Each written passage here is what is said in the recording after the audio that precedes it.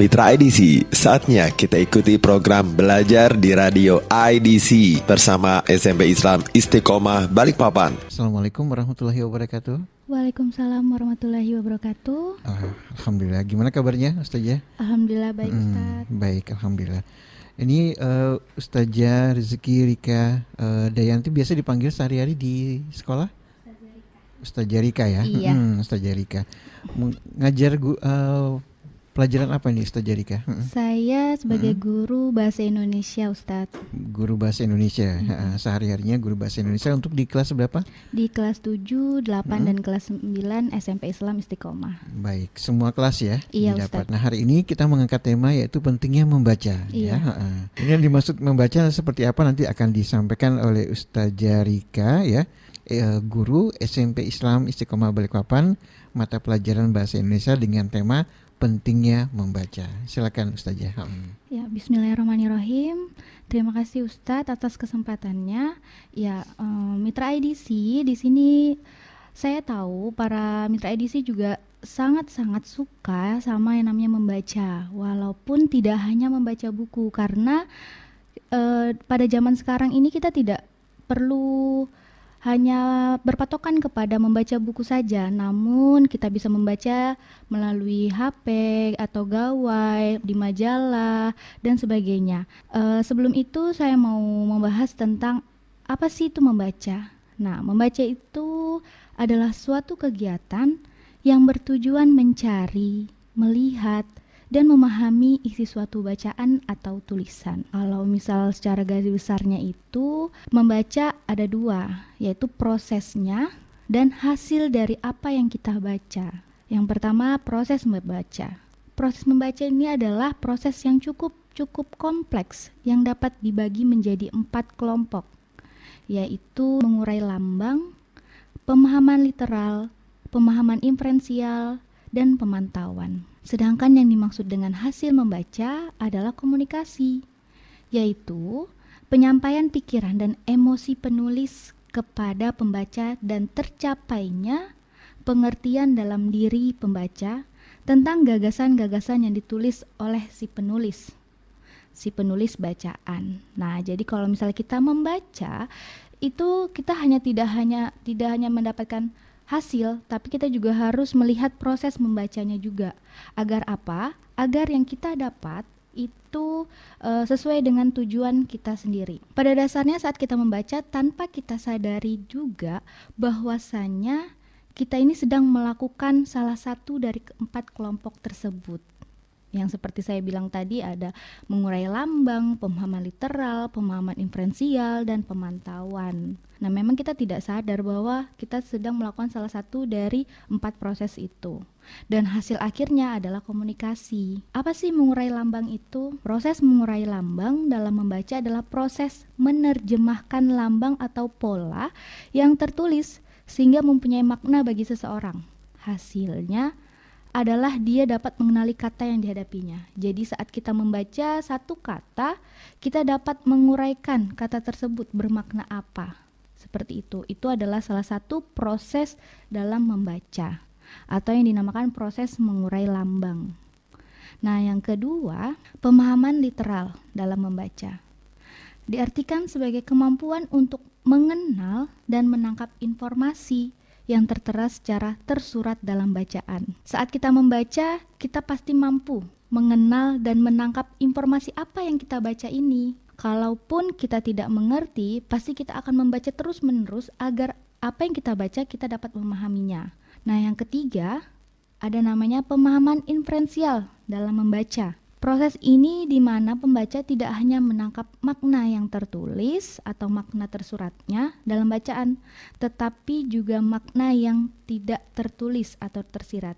Jadi banyak bacaan-bacaan atau tulisan si penulis tidak tertuang di dalam tulisan, tapi dia menyampaikan maksud dan tujuan dari tulisannya. Nah, biasanya para pembaca ini akan dapat mampu memahami apa isi bacaan tersebut walaupun tidak tertulis. Yang keempat, ada proses pemantauan dalam membaca. Berbicara tentang strategi apa yang harus dipakai pembaca agar tujuan pembaca dapat tercapai. Misalnya, bila tujuan membaca hanya ingin memperoleh gambaran umum tentang isi buku, maka si pembaca ini cukup dengan melihat daftar isi saja, atau ditambah dengan bab, pendahuluan, dan kesimpulan. Cukup, hanya sampai di situ. Kalau memang si pembaca ini hanya ingin mendapat gambaran umum saja, tidak ingin mendapatkan informasi yang lebih, seperti itu. Saat kita mencari buku, kita hanya ingin mencari bukunya, lalu apakah di dalam buku tersebut ada materi itu? Nah, kita hanya melihat di bagian daftar isinya saja. Kalau misalnya ada, lalu kita membuka di bagian yang dijelaskan. Tapi kalau tidak ada, kita cukup sampai daftar isi saja. Itu gunanya untuk tidak membuang-buang waktu.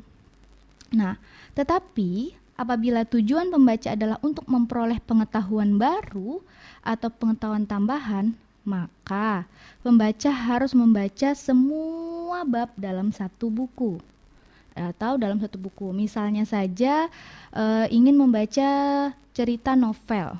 Kalau kita ingin membaca isi ceritanya tentang apa, endingnya seperti apa, konfliknya seperti apa, maka kita harus membaca bukunya, membaca novelnya secara keseluruhan, tidak hanya di daftar isinya saja, agar kita tidak menarik kesimpulan yang kurang tepat, seperti itu. Apa manfaat dari membaca? Banyak sekali. Manfaat membaca yang dapat diperoleh, setidaknya yang gemar membaca akan lebih cepat mengetahui perkembangan terkini.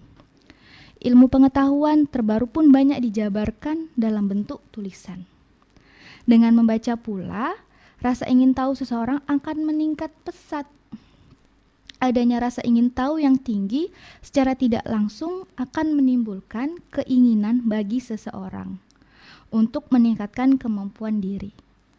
Peningkatan kemampuan diri sama dengan peningkatan taraf hidup dan pola pikir. Selain itu juga membaca juga sangat bermanfaat untuk yang pertama, ada membaca menambah kosakata dan pengetahuan akan tata bahasa dan tata kalimat. Dengan membaca, kita semakin memahami penggunaan bahasa yang baik dan benar sesuai situasi atau konteks pembicaraannya. Yang kedua, membaca memicu untuk berimajinasi. Semakin banyak membaca, imajinasi seseorang semakin berkembang dan semakin kreatif pula. Yang terakhir, membaca bermanfaat pula untuk berlatih menulis. Nah, ini buat teman-teman mitra IDC yang suka menulis. Bagaimana kita mendapatkan inspirasi untuk menulis cerita pendek misalnya, yaitu dengan cara banyak-banyak membaca buku, membaca majalah, membaca sosial media pun juga tidak apa. Yang penting itu memang sesuai dengan tujuan kita. Nah, manfaat membaca juga banyak sekali. Mungkin dari teman-teman sahabat IDC pun juga tahu bahwa membaca itu dapat mengetahui berbagai informasi yang ada di dunia. Walaupun kita tidak ke Inggris, tapi kita tahu bahwasanya ada kabar terbaru dari kerajaan Inggris. Kita tahu dari mana? Dari banyak membaca. Di zaman sekarang, itu banyak sekali media yang dapat menjadi bahan bacaan kita. Tidak hanya buku. Hampir rata-rata orang sekarang memiliki gawai atau smartphone. Nah, dari benda kecil tersebut kita dapat memperoleh banyak sekali pengetahuan dan informasi yang kita inginkan, jika kita mau dan rajin mencari serta membacanya. Namun, realitanya membaca adalah suatu proses yang sulit dilakukan bagi orang yang malas, terutama malas membaca. Saya ambil contoh saja yang sering kita temui dari 1 sampai 10 di antaranya 8 pasti memiliki akun Instagram, ya kan? Instagram sendiri kita dapat membaca tulisan orang lain dari unggahan foto, serta dapat memberikan komentar mengenai unggahan tersebut. Nah, namun yang saya temui sering misalnya nih ada unggahan iklan jualan atau online shop saja, simple aja bacaannya, captionnya itu sudah tertera lengkap atau sudah dijelaskan secara lengkap barang yang dijual, bentuknya seperti apa, warnanya, bahkan harganya pun ada di caption. Ternyata di kolom komentar masih ada saja netizen yang menanyakan harga dari barang yang dijual tersebut. Ini menandakan sekali bahwasannya si netizen tidak membaca caption yang sudah ditulis oleh si penjual. Ketahuan banget kan kalau si netizen ini malas membaca tulisan, hanya fokus pada gambar atau video. Padahal dengan membaca kita sudah mendapatkan informasi yang ingin kita tahu, seperti itu. Saya mendapatkan fakta dari UNESCO bahwasanya menyebutkan Indonesia merupakan urutan kedua dari bawah soal literasi dunia. Artinya minat baca itu sangat rendah. Menurut data UNESCO, minat baca masyarakat Indonesia sangat-sangat memprihatinkan, hanya 0,001%.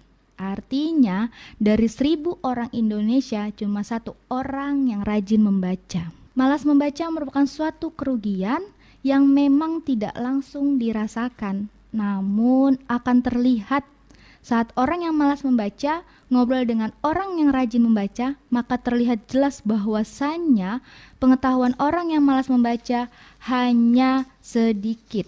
Sedangkan orang yang membaca memiliki pengetahuan yang luas serta kosakata yang baik. Nah, mulai sekarang marilah kita pelan-pelan untuk menjadi orang yang gemar membaca. Karena gemar membaca itu sangat-sangat penting. Kalian juga bisa mengawali gemar membaca, diawali dengan bacaan hal-hal yang disukai. Nah, kalau misalnya kalian sukanya membaca buku, diawalilah dengan bacaan buku-buku yang menarik. Kalau misalnya anak-anak sekolah yang tingkat SMP, tingkat SMA, itu kebanyakan lebih suka membaca novel. Silakan, baca saja. Bacalah buku-buku apa saja yang ada di rumah, dibaca. Walaupun Bu hanya ada koran, silakan baca koran. 1 paragraf kalian baca itu mendapatkan informasi yang banyak, walaupun hanya 1 paragraf. Masih banyak bacaan yang bisa kalian baca. Kalau misalnya kalian tidak suka buku atau tidak punya buku di rumah, tapi kalian punya gawai, di gawai pun kalian bisa membaca. Karena banyak sekali informasi-informasi penting yang ada di gawai atau handphone. Biasanya ada di Instagram, ada di Google, ada banyak sekali. Tinggal apa yang ingin kalian cari informasinya.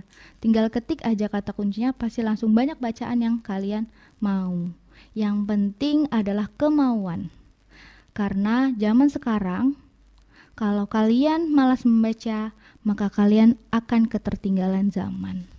Seperti itu. Terima kasih. Ya, baik, alhamdulillah.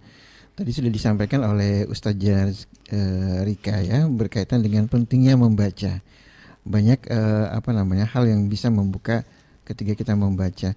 Tadi urutan kedua ya, literasi terbawa ya Ustazah. Agak miris juga mendengarnya, agak memprihatinkan juga karena ini urutan yang nomor 2 tapi paling bawah begitu ya. Nah, Ustazah mungkin kita bertanya dalam usia-usia berapa, kan anak-anak itu terbagi usia ya. Ada usia 0 hingga 7, kemudian 7 hingga 14, dan kemudian naik lagi ke atasnya. Ini waktu yang efektif untuk membaca berapa jam sehari, sehingga boleh dikatakan seseorang itu betul-betul bisa mengkaitkan informasi ya dengan fakta-fakta yang ada di lapangan. Kadang-kadang kan anak-anak kan kalau gurunya menyampaikan pelajaran, kalau dia belum membaca, dia kayaknya susah mengaitkan sesuatu dengan apa yang disampaikan oleh gurunya gitu. Nah, waktu ideal membaca berapa jam sehari Ustazah?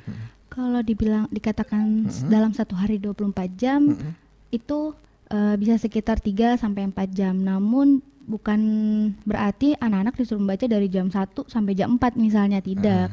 Dalam 24 jam itu bisa dibagi. Misalnya dalam satu waktu sekitar 10 sampai 15 menit cukup. Tidak perlu banyak-banyak. Bahkan bisa ada yang sampai 5 sampai 10 menit juga tidak apa.